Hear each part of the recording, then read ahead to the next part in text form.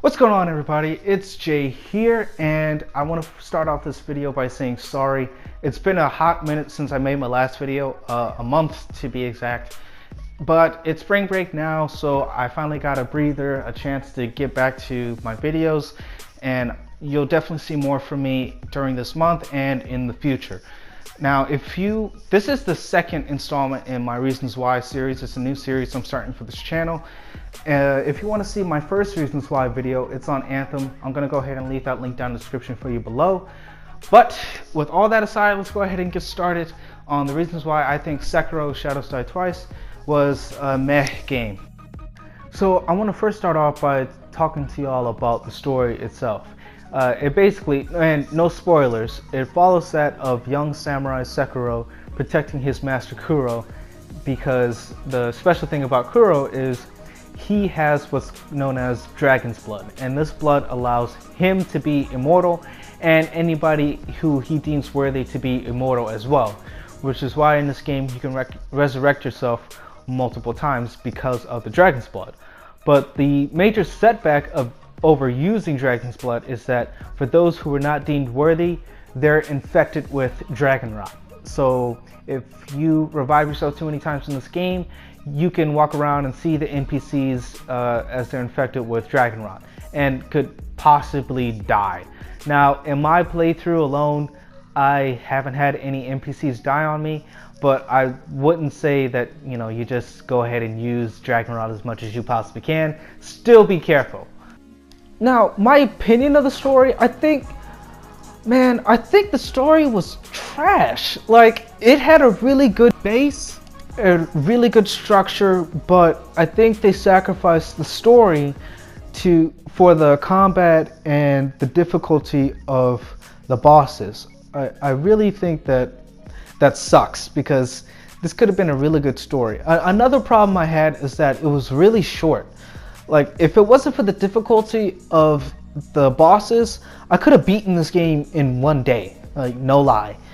But I mean, hey, this is my first From Software game, so I don't know if they do this with all the games, like they don't have a really good story. But considering this is my introduction to it, I can safely say that as a gamer and a consumer, I'm not going to be spending any more money on a From Software game just based on the story itself, because I already know just from playing Sekiro not to expect much out of it. Now, as for the combat, you're gonna die, let's see, how do I put this? Okay, this is how many times you're gonna die. Not once, not twice, not thrice, but a bunch of times. But don't sweat it. If you go looking throughout this world, you'll find a bunch of ninja tools that can be put on your ninja prosthetic that can make these boss battles a whole lot easier. Another aspect of the combat that I think is amazing and, in my opinion, underrated is the stealth. In certain situations where you face bosses with 2 or 3 health nodes, like the corrupted monk that I'm facing right now, in certain situations you can use stealth to come up behind them and stab them in the back so you can bring down 1 health node and just make your life a whole lot easier versus this boss. So last 2 things I want to talk about in this video are the character development and the graphics.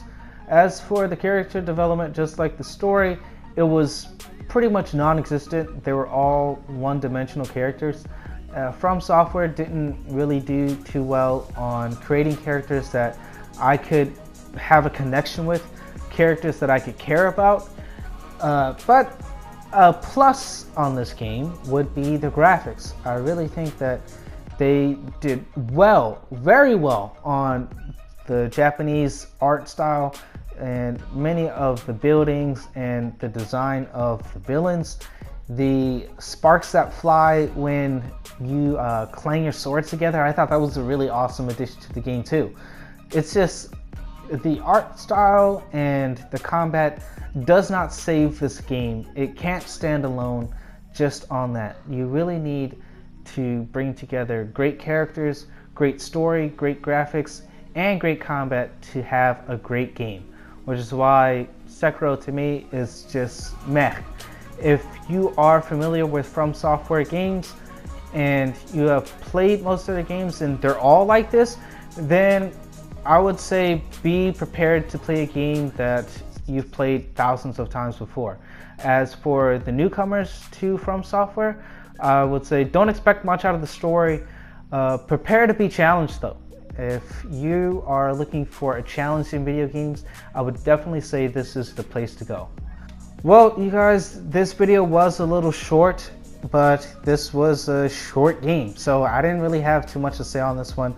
I'm still getting back in the swing of things after my long hiatus, or hiatus as my brother would say. I want to really thank y'all for watching my videos. I hope you enjoyed this video as much as I've enjoyed making it.